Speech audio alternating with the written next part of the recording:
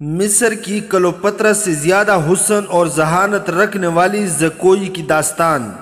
ناجی اسے کس مقصد کے لیے تیار کر رہا تھا؟ صلاح الدین ایوبی نے زکوئی کے حسن کے بارے میں کیا کہا؟ زاہد شکن حسن رکھنے والی زکوئی کو صلاح الدین ایوبی کے باڈی گارڈز نے اس کے خیمے میں دیکھا تو کیا رد عمل ظاہر کیا، اور کس نے رات کے اندھیرے میں زکوئی پر خنجر سے وار کیا؟ یہ تمام تر واقعات اس ویڈیو میں پیش کیے جا رہے ہیں۔ حسین عورتوں کی فتنہ گیری، آستین کے سانپ اور صلاح الدین ایوبی کے جان باز جاسوسوں کے حقیقی واقعات کے لیے ویڈیو مکمل سماعت کیجیے گا۔ زکوئی مسکرا رہی تھی اور بڑے غور سے سن رہی تھی۔ مصر کی ریت نے ایک اور کلوپترا کو حسین ناگن کی طرح جنم دیا تھا۔ مصر کی تاریخ اپنے آپ کو دہرانے والی تھی۔ سورج غروب ہو گیا تو مشعلیں جل اٹھی۔ صلاح الدین ایوبی گھوڑے پر سوار ہو گیا۔ اس کے دائیں بائیں، آگے اور پیچھے اس کے ان محافظوں کے گھوڑے تھے جو علی بن سفیان نے منتخب کیے تھے۔ اسی دستے میں سے اس نے 10 محافظ شام سے پہلے ہی یہاں لا کر صلاح الدین ایوبی کے خیمے کے گرد کھڑے کر دیے تھے۔ سازوں نے دف کی آواز پر استقبالیہ دھن بجائی اور صحرا میں امیر صلاح الدین ایوبی زندہ باد کے نعروں سے گونجنے لگا۔ ناجی نے آگے بڑھ کر استقبال کیا اور کہا، آپ کے جانثار، عظمت اسلام کے پاسبان آپ کو خوش آمدید کہتے ہیں۔ ان کی بےتابیاں اور بے قراریاں دیکھیے، آپ کے اشارے پر کٹ مریں گے۔ اور پھر خوشامد کے لیے اسے جتنے الفاظ یاد آئے اس نے کہہ ڈالے۔ جو ہی صلاح الدین ایوبی اپنی شاہانہ نشست پر بیٹھا، سرپٹ دوڑتے گھوڑوں کی ٹاپوں کی آوازیں سنائی دی۔ گھوڑے جب مشغلوں کی روشنی میں آئے تو سب نے دیکھا کہ 4 گھوڑے دائیں سے اور 4 بائیں سے دوڑے آ رہے تھے۔ ہر ایک پر ایک ایک سوار تھا۔ ان کے پاس ہتھیار نہیں تھے۔ وہ ایک دوسرے کے آمنے سامنے آ رہے تھے۔ صاف ظاہر تھا کہ وہ ٹکرا جائیں گے۔ کسی کو معلوم نہیں تھا کہ وہ کیا کریں گے۔ وہ ایک دوسرے کے قریب آئے تو دونوں فریقوں کے سوار رکابوں میں پاؤں جما کر کھڑے ہو گئے۔ پھر انہوں نے لگامیں ایک ایک ہاتھ میں کر لی اور دوسرے بازو پھیلا دیے۔ دونوں اطراف کے گھوڑے بالکل آمنے سامنے آ گئے اور سواروں کی دونوں پارٹیاں ایک دوسرے سے الجھ گئیں۔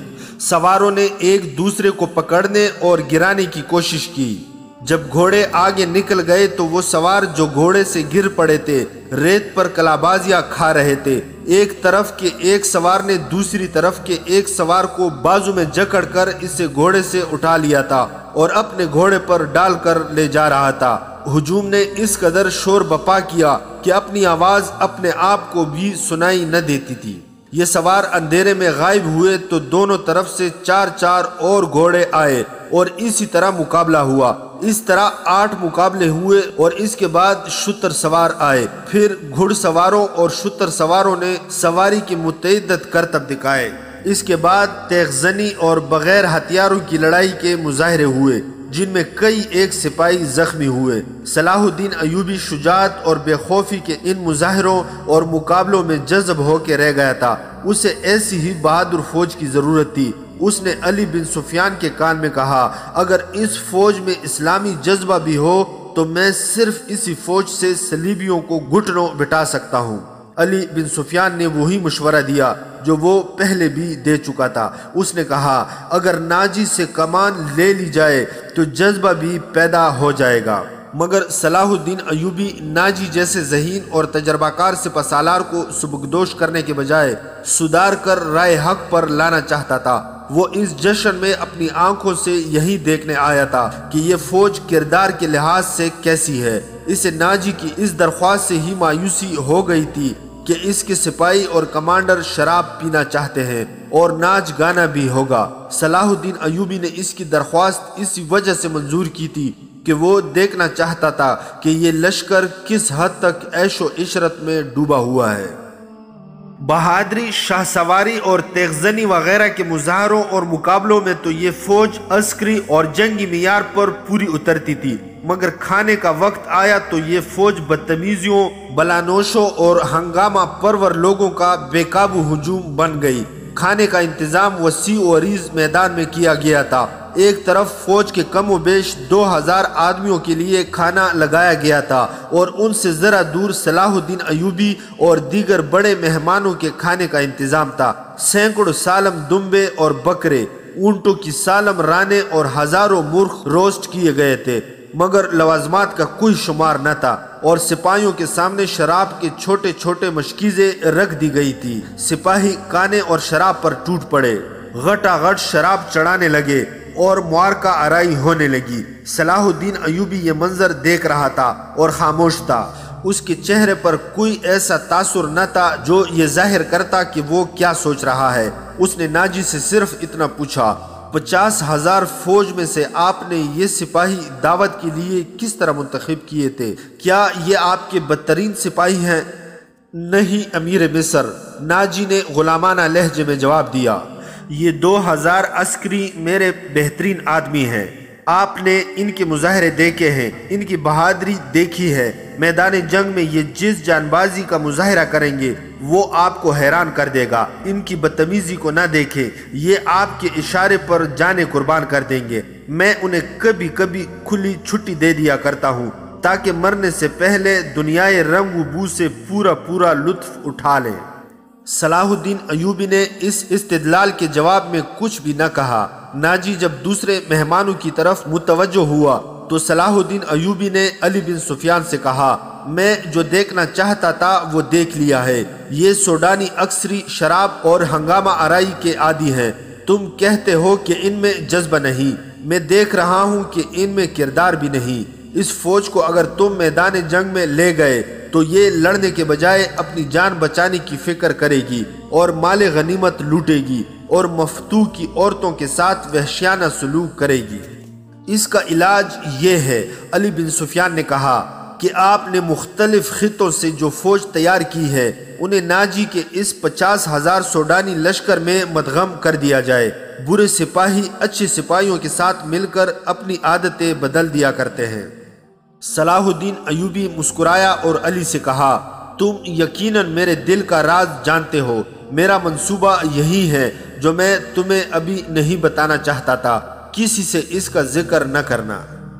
علی بن سفیان میں یہی وصف تھا کہ دوسروں کے دلوں کے راز جان لیتا تھا اور غیر معمولی طور پر ذہین تھا۔ کچھ اور کہنے ہی لگا تھا کہ ان کے سامنے کئی اور مشغلے روشن ہو گئیں۔ زمین پر بیش قیمت قالین بچھے ہوئے تھے۔ شہنائی اور سارنگ کا ایسا میٹھا اور پرسوز نغمہ ابھرا کہ مہمانوں پر سناٹا طاری ہو گیا۔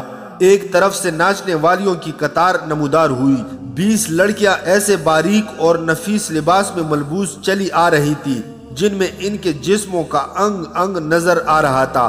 ہر ایک کا لباس نہایت باریک چغا سا تھا جو شانوں سے ٹخنوں تک لمبا تھا۔ ان کے بال کھلے ہوئے تھے اور اس ریشم کا حصہ نظر آتے تھے جس کا انہوں نے لباس پہن رکھا تھا۔ صحرا کی ہلکی ہلکی ہوا سے اور لڑکیوں کی چال سے یہ ڈھیلا ڈھالا لباس ہلتا تھا تو یوں لگتا تھا جیسے پھولدار پودوں کی ڈالیاں فضا میں تیرتی آ رہی ہوں۔ ہر ایک کے لباس کا رنگ جدا تھا، ہر ایک کی شکل و صورت ایک دوسرے سے مختلف تھی، لیکن حسن اور جسم کی لچک میں سب ایک جیسی تھی۔ ان کے مرمری بازو عریاں تھے، وہ چلتی آ رہی تھی لیکن قدم اٹھتے نظر نہ آتے تھے، وہ ہوا کی لہروں کی مانند آ رہی تھی۔ وہ نیم دائرے میں ہو کر رک گئیں، صلاح الدین ایوبی کی طرف منہ کر کے تعظیم کے لیے جھکیں۔ سب کے بال سرک کر شانوں پر آ گئے۔ سازندوں نے ان ریشمی بالوں اور جسموں کے جادو میں طلسم پیدا کر دیا۔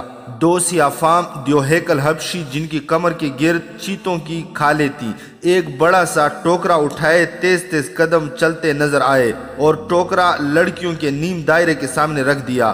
ساز سپیروں کی بین کی دھن بجانے لگے۔ حبشی مست سانڈوں کی طرح پھنکارتے غائب ہو گئے۔ ٹوکرے میں سے ایک بہت بڑی کلی اوپر کو اٹھی اور پھول کی طرح کھل گئی۔ اس پھول میں سے ایک لڑکی کا چہرہ نمودار ہوا اور پھر وہ اوپر کو اٹھنے لگی۔ یوں لگتا تھا جیسے سرخ بادلوں میں سے چاند نکل رہا ہو۔ یہ لڑکی اس دنیا کی معلوم نہیں ہوتی تھی۔ اس کی مسکراہٹ بھی عرضی نہیں تھی، اس کے بالوں کی چمک بھی مصر کی کسی لڑکی کی چمک نہیں لگتی تھی، اور جب لڑکی نے پھول کی چوڑی پتیوں میں سے باہر قدم رکھا تو اس کے جسم کی لچک نے تماشائیوں کو مسحور کر لیا۔ علی بن سفیان نے صلاح الدین ایوبی کی طرف دیکھا، اس کے ہونٹوں پر مسکراہٹ تھی۔ صلاح الدین ایوبی نے مسکرا کر اس کے کان میں کہا، مجھے توقع نہیں تھی کہ یہ اتنی خوبصورت ہوگی۔ ناجی نے صلاح الدین ایوبی کے پاس آ کر کہا، امیر مصر کا اقبال بلند ہو، اس لڑکی کا نام زکوئی ہے، اسے میں نے آپ کی خاطر سکندریہ سے بلایا ہے۔ یہ پیشاور رقاصہ نہیں اور یہ عصمت فروش بھی نہیں، رقص سے اسے پیار ہے، شوقیہ ناچتی ہے، کسی محفل میں نہیں جاتی۔ میں اس کے باپ کو جانتا ہوں، ساحل پر مچھلیوں کا کاروبار کرتا ہے۔ یہ لڑکی آپ کی عقیدت مند ہے، آپ کو پیغمبر مانتی ہے۔ میں اتفاق سے اس کے گھر اس کے باپ سے ملنے گیا تو اس لڑکی نے استدعا کی کہ سنا ہے صلاح الدین ایوبی امیر مصر بن کے آئے ہیں، خدا کے نام پر مجھے ان سے ملوا دو۔ میرے پاس اپنی جان اور رقص کے سوا کچھ بھی نہیں جو میں اس عظیم ہستی کے قدموں میں پیش کروں۔ قابل صد احترام امیر، میں نے آپ سے رقص و سروں کی اجازت اس لیے مانگی تھی کہ اس لڑکی کو میں آپ کے حضور پیش کرنا چاہتا تھا۔ آپ نے اسے بتایا نہیں کہ میں اپنے سامنے کسی لڑکی کو رقص اور عریانی کی حالت میں نہیں دیکھ سکتا۔ صلاح الدین ایوبی نے کہا، یہ لڑکیاں جنہیں آپ ملبوس لائے ہیں بالکل ننگی ہیں۔ عالی مقام ناجی نے کسیانہ ہو کر جواب دیا، میں نے بتایا تھا کہ امیر مصر رقص کو ناپسند فرماتے ہیں، لیکن یہ کہتی ہے کہ وہ میرا رقص پسند کریں گے کیونکہ میرے رقص میں دعوت گناہ نہیں، یہ ایک باعصمت لڑکی کا رقص ہوگا۔ میں ایوبی کے حضور اپنا جسم نہیں اپنا فن پیش کروں گی۔ اگر میں مرد ہوتی تو ایوبی کی جان کی حفاظت کے لیے اس کے محافظ دستے میں شامل ہو جاتی۔ آپ کہنا کیا چاہتے ہیں؟ صلاح الدین ایوبی نے پوچھا۔ اس لڑکی کو اپنے پاس بلا کر اس سے خراج تحسین پیش کروں کہ تم اپنے جسم کو ہزاروں مردوں کے سامنے عریا کر کے بہت اچھا ناچتی ہو، اسے اسی پر شابش کہوں کہ اس نے مردوں کے جنسی جذبات بڑھکانے میں خوب مہارت حاصل کی ہے؟ نہیں امیر مصر، ناجی نے کہا، میں اسے اس وعدے پر یہاں لایا ہوں کہ آپ اسے شرف باریابی بخشیں گے۔ یہ بڑی دور سے اس امید پر آئی ہے، ذرا دیکھیے اسے، اس کے رقص میں پیشہ ورانہ تاثر نہیں، خود سپردگی ہے۔ دیکھیے وہ آپ کو کیسی نظروں سے دیکھ رہی ہے۔ بے شک عبادت صرف اللہ کی جاتی ہے، لیکن یہ رقص کی اداؤں سے، عقیدت سے، مخمور نگاہوں سے آپ کی عبادت کر رہی ہے۔ آپ اسے اپنے خیمے میں آنے کی اجازت دے دیں، تھوڑی سی دیر کے لیے۔ اسے مستقبل کی وہ ماں سمجھے جس کی کوکھ سے اسلام کی پاسبانی کے لیے جانباز جنم لیں گے۔ یہ اپنے بچوں کو بڑے ناز سے بتایا کرے گی کہ میں نے صلاح الدین ایوبی سے تنہائی میں باتیں کرنے کا شرف حاصل کیا تھا۔ ناجی نے نہایت پر اثر الفاظ اور جذباتی لب و لہجے میں صلاح الدین ایوبی سے منوا لیا کہ یہ لڑکی جسے اس نے ایک بردہ فروش سے خریدا تھا شریف باپ کی باعصمت بیٹی ہے۔ اس نے صلاح الدین ایوبی سے کہلوا لیا کہ اچھا اسے میرے خیمے میں بھیج دینا۔ زکوئی نہایت آہستہ آہستہ جسم کو بل دیتی اور بار بار صلاح الدین ایوبی کی طرف دیکھ کر مسکراتی تھی۔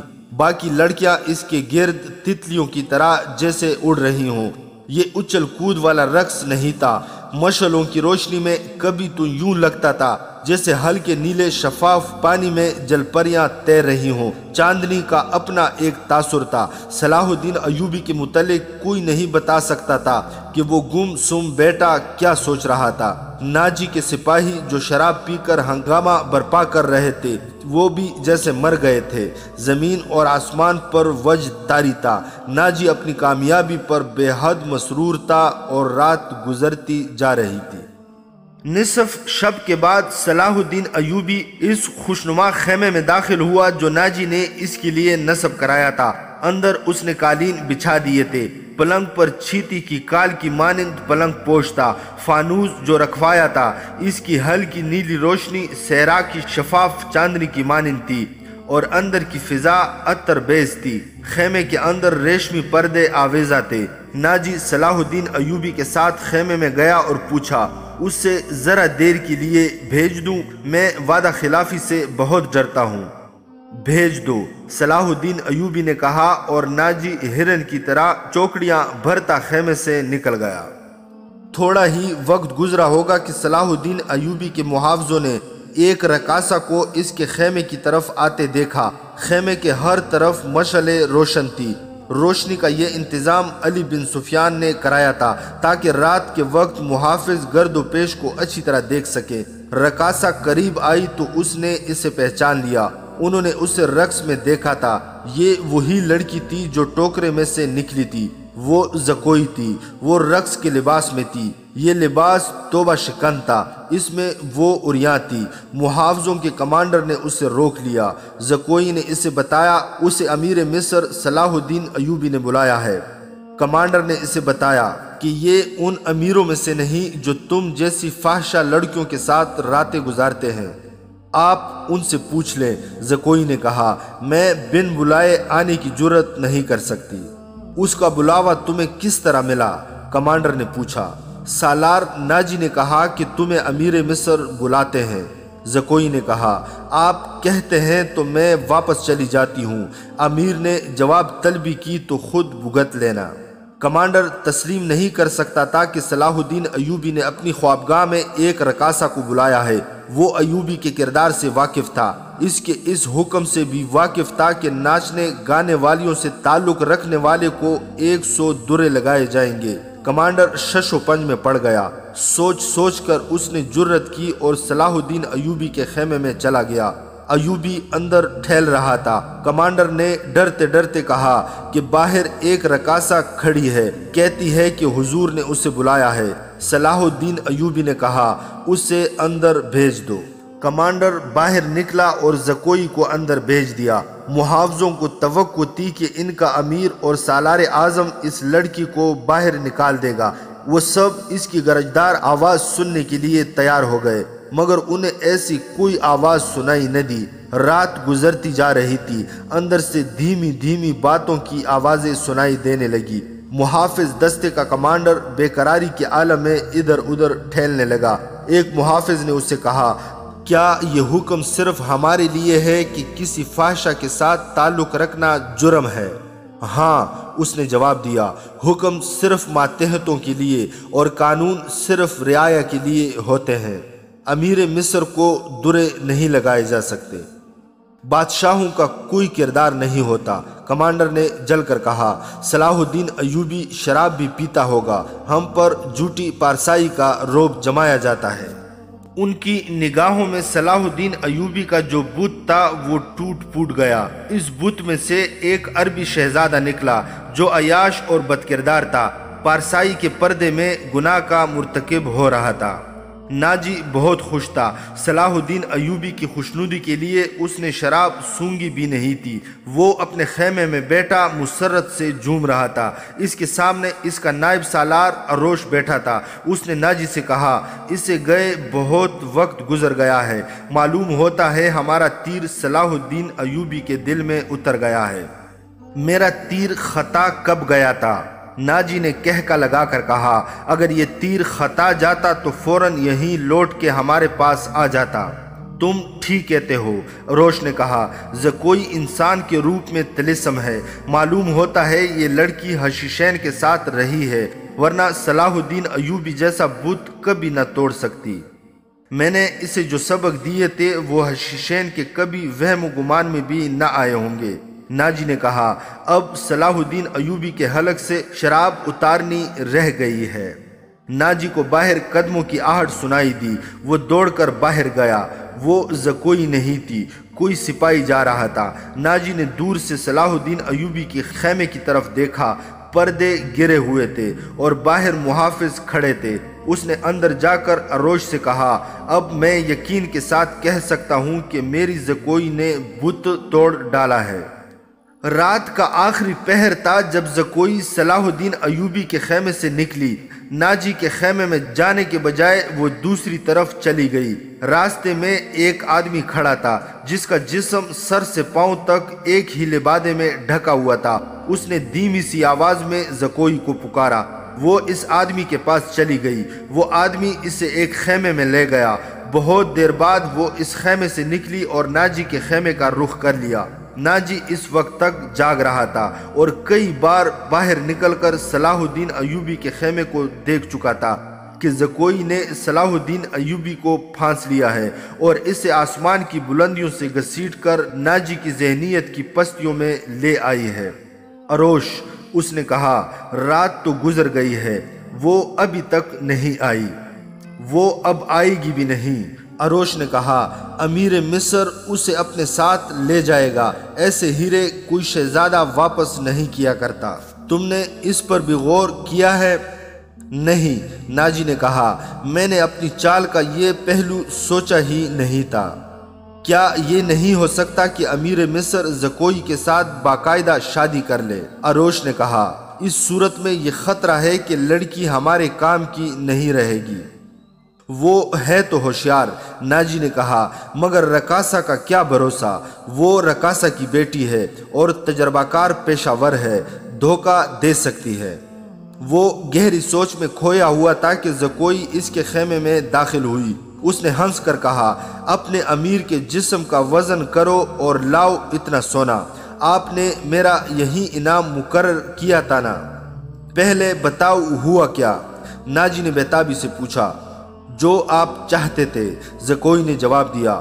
آپ کو یہ کس نے بتایا تھا کہ صلاح الدین ایوبی پتھر ہے، فولاد ہے اور وہ مسلمانوں کے اللہ کا سایہ ہے؟ اس نے زمین پر پاؤں کا ٹھڈ مار کر کہا، وہ اس ریت سے زیادہ بے بس ہے جسے ہوا کے ہلکے ہلکے جھونکے اڑاتے پھرتے ہیں۔ تمہارے حسن کے جادو اور زبان کے طلسم نے اسے ریت بنایا ہے۔ اروش نے کہا، ورنہ یہ کم بخت چٹان تھا۔ ہاں چٹان تھا، زکوئی نے کہا، اب ریتیلا ٹیلا بھی نہیں۔ میرے متعلق کوئی بات ہوئی تھی؟ ناجی نے پوچھا۔ ہاں، زکوئی نے جواب دیا۔ پوچھتا تھا کہ ناجی کیسا آدمی ہے۔ میں نے جواب دیا کہ مصر میں اگر کسی پر آپ کو اعتماد کرنا چاہیے تو وہ صرف ناجی ہے۔ اس نے پوچھا کہ تم کس طرح اسے جانتی ہو؟ میں نے کہا کہ وہ میرے باپ کی گہرے دوست ہیں، ہمارے گھر گئے تھے اور میرے باپ سے کہتے تھے کہ میں صلاح الدین ایوبی کا غلام ہوں، مجھے سمندر میں کودنے کا حکم دیں گے تو کود جاؤں گا۔ پھر اس نے مجھ سے پوچھا کہ تم باعصمت لڑکی ہو؟ میں نے کہا کہ میں آپ کی لونڈی ہوں، آپ کا ہر حکم سر آنکھوں پر۔ کہنے لگا، کچھ دیر میرے پاس بیٹھو۔ میں اس کے پاس بیٹھ گئی۔ پھر وہ اگر پتھر تھا تو موم ہو گیا اور میں نے موم کو اپنے سانچے میں ڈھال لیا۔ اس سے رخصت ہونے لگی تو اس نے مجھ سے معافی مانگی۔ کہنے لگا، میں نے زندگی میں پہلا گناہ کیا ہے۔ میں نے کہا، یہ گناہ نہیں، آپ نے میرے ساتھ دھوکہ نہیں کیا ہے، زبردستی نہیں کی، مجھے بادشاہوں کی طرح حکم دے کر نہیں بلایا، میں خود آئی تھی، پھر بھی آؤں گی۔ لڑکی نے ہر ایک بات اس طرح کھل کر سنائی جس طرح اس کا جسم عریاں تھا۔ ناجی نے جوش و مسرت سے اسے اپنے بازوؤں میں لے لیا اور روش زکوئی کو خراج تحسین اور ناجی کو مبارکباد پیش کر کے خیمے سے نکل گیا۔ صحرا کی اس پراسرار رات کی کوکھ سے جس صبح نے جنم لیا وہ کسی بھی صحرائی صبح سے مختلف نہیں تھی، مگر اس صبح کے اجالے نے اپنے تاریک سینے میں ایک راز چھپا لیا تھا جس کی قیمت اس سلطنت اسلامیہ جتنی تھی، جس کے قیام اور استحکام کا خواب صلاح الدین ایوبی نے دیکھا اور اس کی تعبیر کا عزم لے کر جوان ہوا تھا۔ گزشتہ رات اس صحرا میں جو واقعہ ہوا اس کے دو پہلو تھے، ایک پہلو سے ناجی اور روش واقف تھے، دوسرے پہلو سے صلاح الدین ایوبی کا محافظ دستہ واقف تھا، اور صلاح الدین ایوبی، اس کا سراغ رساں اور جاسوس علی بن سفیان اور زکوئی، تین ایسے افراد تھے جو اس واقعہ کے دونوں پہلو سے واقف تھے۔ صلاح الدین ایوبی اور اس کے سٹاف کو ناجی نے نہایت شان و شوکت اور عقیدت مندی سے رخصت کیا۔ سوڈانی فوج دو رویا کھڑی تھی، صلاح الدین ایوبی زندہ باد کے نعرے لگا رہی تھی۔ صلاح الدین ایوبی نے نعروں کے جواب میں بازو لہرائے، مسکرانے اور دیگر تکلفات کی پرواہ نہ کی، ناجی سے ہاتھ ملایا، اپنے گھوڑے کو ایڑ لگا دی۔ اس کے پیچھے اس کے محافظوں اور دیگر سٹاف کو بھی گھوڑے دوڑانے پڑے اپنے مرکزی دفتر میں پہنچ کر وہ علی بن سفیان اور اپنے ایک نائب کو اندر لے گیا اور دروازہ اندر سے بند کر لیا۔ وہ سارا دن کمرے میں بند رہے۔ سورج غروب ہوا، رات تاریک ہو گئی، کمرے کے اندر کانا تو درکنار پانی بھی نہیں گیا۔ علی بن سفیان ان سے الگ ہوا تو محافظوں کے دستے کے کمانڈر نے اس سے روک لیا اور کہا، محترم، ہمارا فرض ہے کہ حکم مانیں اور زبانیں بند رکھیں، لیکن میرے دستے میں ایک مایوسی اور بے اطمینانی پیدا ہو گئی ہے، خود میں بھی اس کا شکار ہو رہا ہوں۔ کیسی مایوسی؟ محافظ کہتے ہیں کہ ایک فوج کو شراب پینے کی اجازت ہے، تو ہمیں اس سے کیوں منع کیا گیا ہے؟ کمانڈر نے کہا، اگر آپ میری شکایت کو گستاخی سمجھیں تو سزا دے دیں، لیکن میری شکایت سن لیں۔ ہم اپنے امیر کو خدا کا برگزیدہ انسان سمجھتے تھے اور اس پر دل و جان سے فدا تھے، مگر رات اس کے خیمے میں ایک رقاصہ گئی۔ علی بن سفیان نے اس کی بات پوری کرتے ہوئے کہا، تم نے کوئی گستاخی نہیں کی ہے، گناہ امیر کرے یا غلام، سزا میں کوئی فرق نہیں، گناہ بہرحال گناہ ہے۔ میں تمہیں یقین دلاتا ہوں کہ رقاصہ اور امیر مصر کی خفیہ ملاقات کے ساتھ گناہ کا کوئی تعلق نہیں تھا۔ یہ کیا تھا ابھی نہیں بتاؤں گا، آہستہ آہستہ وقت گزرنے کے ساتھ ساتھ تم سب کو معلوم ہو جائے گا کہ رات کیا ہوا تھا۔ اس نے کمانڈر کے کندھے پر ہاتھ رکھ کر کہا، میری بات غور سے سنو عامر بن صالح، تم پرانے عسکری ہو، اچھی طرح جانتے ہو کہ فوج اور فوج کے سربراہوں کے کچھ راز ہوتے ہیں جن کی حفاظت ہم سب کا فرض ہے۔ رقاصہ کا امیر مصر کے خیمے میں جانا بھی ایک راز ہے۔ اپنے جان بازوں کو کسی شک میں نہ پڑنے دو اور کسی سے ذکر تک نہ ہو کہ رات کیا ہوا تھا۔ علی بن سفیان کی قابلیت اور کارناموں سے یہ کمانڈر آگاہ تھا، مطمئن ہو گیا اور اس نے اپنے دستے کے شکوک رفع کر دیے۔ اگلے روز صلاح الدین ایوبی دوپہر کا کھانا کھا رہا تھا کہ اسے اطلاع دی گئی کہ ناجی ملنے آیا ہے۔ صلاح الدین ایوبی کھانے سے فارغ ہو کر ناجی سے ملا۔ ناجی کا چہرہ بتا رہا تھا کہ گھبرایا ہوا ہے اور غصے میں بھی ہے۔ اس نے ہکلانے کے لہجے میں کہا، قابل صد احترام امیر، کیا یہ حکم آپ نے جاری کیا ہے کہ سوڈانی محافظ فوج کی 50,000 نفری مصر کی اس فوج میں مدغم کر دی جائے جو حال ہی میں تیار ہوئی ہے؟ ہاں ناجی، صلاح الدین ایوبی نے تحمل سے جواب دیا، میں نے کل سارا دن اور رات کا کچھ حصہ صرف کر کے اور بڑی گہری سوچ و بچار کے بعد یہ فیصلہ تحریر کیا ہے کہ جس فوج کے تم سالار ہو، اسے مصر کی فوج میں اس طرح مدغم کر دیا جائے کہ ہر دستے میں سوڈانیوں کی نفری صرف 10% ہو، اور تمہیں یہ حکم بھی مل چکا ہوگا کہ تم اب اس فوج کے سالار نہیں ہوگے، تم فوج کے مرکزی دفتر میں آ جاؤ گے۔ عالی مقام، ناجی نے کہا، مجھے کس جرم کی سزا دی جا رہی ہے؟ اگر تمہیں یہ فیصلہ پسند نہیں تو فوج سے الگ ہو جاؤ، صلاح الدین ایوبی نے کہا۔ معلوم ہوتا ہے میرے خلاف سازش کی گئی ہے، ناجی نے کہا۔ آپ کے بلند دماغ اور گہری نظر کو چھان بین کر لینی چاہیے، مرکز میں میرے بہت سے دشمن ہیں۔ میرے دوست، صلاح الدین ایوبی نے کہا، میں نے یہ فیصلہ صرف اس لیے کیا ہے کہ میری انتظامیہ اور فوج سے سازشوں کا خطرہ ہمیشہ کے لیے نکل جائے، اور میں نے یہ فیصلہ اس لیے کیا ہے کہ فوج میں کسی کا عہدہ کتنا ہی اونچا کیوں نہ ہو اور کوئی کتنا ہی ادنا کیوں نہ ہو، وہ شراب نہ پیے، ہلڑ بازی نہ کرے اور فوجی جشنوں میں ناچ گانے نہ ہوں۔ لیکن عالی جا، ناجی نے کہا، میں نے حضور سے اجازت لے لی تھی، اور میں نے شراب اور ناچ گانے کی اجازت صرف اس لیے دی تھی کہ اس فوج کو اس کی اصل حالت میں دیکھ سکوں جسے تم ملت اسلامیہ کی فوج کہتے ہو۔ میں 50,000 نفری کو برطرف نہیں کر سکتا، مصری فوج میں اس سے مدغم کر کے اس کے کردار کو سدھار دوں گا۔ اور یہ بھی سن لو کہ ہم میں کوئی مصری، سوڈانی، شامی اور عجمی نہیں ہے، ہم مسلمان ہیں، ہمارا جھنڈا ایک اور مذہب ایک ہے۔ امیر عالی مرتبہ نے تو یہ سوچا ہوتا کہ میری حیثیت کیا رہ جائے گی جس کے تم اہل ہو۔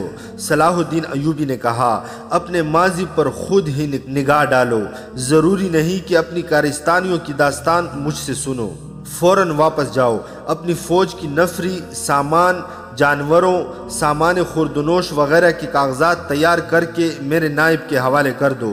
7 دن کے اندر اندر میرے حکم کی تعمیل مکمل ہونی چاہیے۔ ناجی نے کچھ کہنا چاہا لیکن صلاح الدین ایوبی ملاقات کے کمرے سے نکل گیا۔ یہ بات ناجی کے خفیہ حرم میں بھی پہنچ گئی تھی کہ زکوئی کو امیر مصر نے رات بھر کا شرف باریابی بخشا ہے۔ زکوئی کے خلاف حسد کی آگ پہلے ہی پھیلی ہوئی تھی۔ اسے آئے ابھی بہت تھوڑا عرصہ گزرا تھا، لیکن ناجی پہلے روز سے ہی اسے اپنے ساتھ رکھنے لگا تھا۔ اسے ذرا سی دیر کے لیے بھی اپنے اس حرم میں نہیں جانے دیا تھا جہاں اس کی دل پسند ناچنے والی جوان لڑکیاں رہتی تھی۔ زکوئی کو اس نے الگ کمرہ دیا تھا۔ انہیں یہ تو معلوم نہ تھا کہ ناجی اسے صلاح الدین ایوبی کو موم کرنے کی ٹریننگ دے رہا ہے اور وہ کسی بہت بڑے تخریبی منصوبے پر کام کر رہا ہے۔ یہ رقاصائیں یہ دیکھ کر جل بھن گئی تھی کہ زکوئی نے ناجی پر قبضہ کر لیا ہے اور اس کے دل میں ان کے خلاف نفرت پیدا کر دی ہے۔ حرم کی 2 لڑکیاں زکوئی کو ٹھکانے لگانے کی سوچتی رہتی تھی۔ اب انہوں نے دیکھا کہ زکوئی کو امیر مصر نے بھی اتنا پسند کیا ہے کہ اسے رات بھر اپنے خیمے میں رکھا ہے تو وہ پاگل ہو گئیں۔ اسے ٹھکانے لگانے کا واحد طریقہ قتل تھا۔ قتل کے 2 ہی طریقے ہو سکتے تھے، زہر یا کرائے کا قاتل جو اسے سوتے میں قتل کر آئے۔ دونوں طریقے ممکن نہیں تھے کیونکہ زکوئی باہر نہیں نکلتی تھی اور زہر دینے کے لیے اس تک رسائی نہیں ہو سکتی تھی۔ ان دونوں نے حرم کی سب سے زیادہ چالاک ملازمہ کو اعتماد میں لے رکھا تھا، اسے انعام و اکرام دیتی رہتی تھی۔ جب حسد کی انتہا نے ان کی آنکھوں میں خون اتار دیا تو انہوں نے اس ملازمہ کو منہ مانگے انعام کا لالچ دے کر اپنا مدح بیان کر دیا۔ یہ ملازمہ بڑی خرانٹ اور منجھی ہوئی عورت تھی۔ اس نے کہا کہ سالار کی رہائش گاہ میں جا کر زکوئی کو زہر دینا ممکن نہیں، موقع محل دے کر اس سے خنجر سے قتل کیا جا سکتا ہے، اس کے لیے وقت چاہیے۔ اس نے وعدہ کر لیا کہ وہ زکوئی کی نقل و حرکت پر نظر رکھے گی، ہو سکتا ہے کوئی موقع جلدی نکل آئے۔ اس جرائم پیشہ عورت نے یہ بھی کہا کہ اگر کوئی موقع نہ نکلا تو حشیشین کی مدد حاصل کی جائے گی، مگر وہ معاوضہ بہت زیادہ لیتے ہیں۔ دونوں لڑکیوں نے اسے یقین دلایا کہ وہ زیادہ سے زیادہ معاوضہ دینے کو تیار ہیں۔ ناجی بے حد غصے کے عالم میں اپنے کمرے میں ٹھہل رہا تھا۔ زکوئی اسے ٹھنڈا کرنے کی بہت کوشش کر چکی تھی لیکن اس کا غصہ بڑھتا جا رہا تھا۔ آپ مجھے اس کے پاس جانے دیں، زکوئی نے 4تھی بار کہا۔ میں اسے شیشے میں اتار لوں گی۔ بیکار ہے، ناجی نے گرج کر کہا۔ وہ کم بخت حکم نامہ جاری کر چکا ہے جس پر عمل بھی شروع ہو چکا ہے۔ مجھے اس نے کہیں کا نہیں رہنے دیا، اس پر تمہارا جادو نہیں چل سکا۔ مجھے معلوم ہے کہ میرے خلاف یہ سازش کرنے والے لوگ کون ہیں۔ وہ میری ابھرتی ہوئی حیثیت سے حسد کرتے ہیں۔ میں امیر مصر بننے والا تھا، میں نے یہاں کے حکمرانوں پر حکومت کی ہے، حالانکہ میں معمولی سا سالار تھا، اب میں سالار بھی نہیں رہا۔ اس نے دربان کو اندر بلا کر کہا کہ اوروش کو بلا لائے۔ اس کا ہمراز اور نائب اوروش آیا تو ناجی نے اس کے ساتھ بھی اسی موضوع پر بات کی۔ اسے وہ کوئی نئی خبر نہیں سنا رہا تھا۔ اوروش کے ساتھ وہ صلاح الدین ایوبی کے نئے حکم نامے پر تفصیلی تبادلہ خیال کر چکا تھا، مگر دونوں اس کے خلاف کوئی کارروائی سوچ نہیں سکے تھے۔ اب اس کے دماغ میں ایک کارروائی آ گئی تھی۔ اس نے اوروش سے کہا، میں نے جوابی کارروائی سوچ لی ہے۔ کیا؟ اوروش نے پوچھا۔ بغاوت، ناجی نے کہا۔ اوروش چپ چاپ اسے دیکھتا رہا۔ ناجی نے کہا، تم حیران ہو گئے ہو؟ کیا تمہیں شک ہے کہ یہ 50,000 سوڈانی فوج ہماری وفادار نہیں؟ کیا یہ صلاح الدین ایوبی کی نسبت مجھے اور تمہیں اپنا حاکم اور بہی خواہ نہیں سمجھتی؟ کیا تم اپنی فوج کو یہ کہہ کر بغاوت پر آمادہ نہیں کر سکتے کہ تمہیں مصریوں کا غلام بنایا جا رہا ہے اور مصر تمہارا ہے؟ اوروش نے گہری سانس لے کر کہا، میں نے اس اقدام پر غور نہیں کیا تھا۔ بغاوت کا انتظام ایک اشارے پر ہو سکتا ہے، لیکن مصر کی نئی فوج بغاوت کو دبا سکتی ہے اور اس فوج کو کمک بھی مل سکتی ہے۔ حکومت سے ٹکر لینے سے پہلے ہر پہلو پر غور کر لینا چاہیے۔ میں غور کر چکا ہوں، ناجی نے جواب دیا۔ میں عیسائی بادشاہوں کو مدد کے لیے بلا رہا ہوں۔ تم 2 پیغمبر تیار کرو، انہیں بہت دور جانا ہے۔ آؤ میری باتیں غور سے سن لو۔ زکوئی تم اپنے کمرے میں چلی جاؤ۔ زکوئی اپنے کمرے میں چلی گئی اور وہ دونوں ساری رات اپنے کمرے میں بیٹھے رہے۔ صلاح الدین ایوبی نے دونوں فوجوں کو مدغم کرنے کا وقت 7 روز مقرر کیا تھا۔ کاغذی کارروائی ہوتی رہی۔ ناجی پوری طرح تعاون کرتا رہا۔ 4 روز گزر چکے تھے۔ اس دوران ناجی ایک بار پھر صلاح الدین ایوبی سے ملا، لیکن اس نے کوئی شکایت نہ کی۔ تفصیلی رپورٹ دے کر صلاح الدین ایوبی کو مطمئن کر دیا کہ 7ویں روز دونوں فوجیں ایک ہو جائیں گی۔ صلاح الدین ایوبی کے نائبین نے بھی اسے یقین دلایا کہ ناجی دیانتداری سے تعاون کر رہا ہے، مگر علی بن سفیان کی رپورٹ کسی حد تک پریشان کن تھی۔ اس کی انٹیلی جنس سروس نے رپورٹ دی تھی کہ سوڈانی فوج کے سپاہیوں میں بے اطمینانی اور ابتری سی پائی جاتی ہے۔ وہ مصری فوج میں مدغم ہونے پر خوش نہیں۔ ان کے درمیان یہ افواہیں بھی پھیلائی جا رہی تھی کہ مصری فوج میں مدغم ہو کر ان کی حیثیت غلاموں کی سی ہو جائے گی، انہیں مال غنیمت بھی نہیں ملے گا اور ان سے بار برداری کا کام لیا جائے گا، اور سب سے بڑی بات یہ ہے کہ انہیں شراب نوشی کی اجازت نہیں ہوگی۔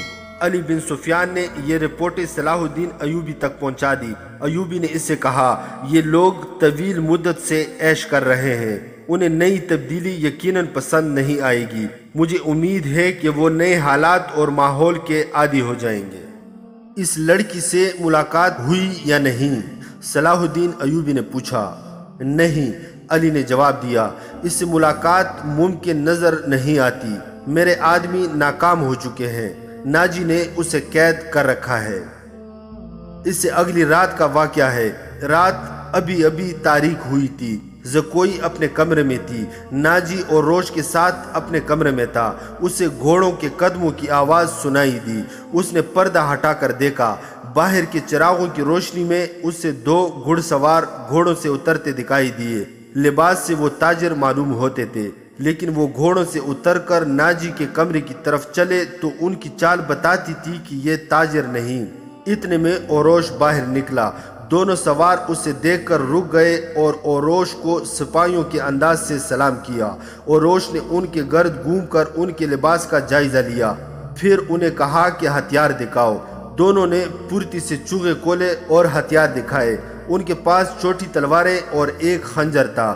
اوروش انہیں اندر لے گیا۔ دربان ایک طرف کھڑا تھا۔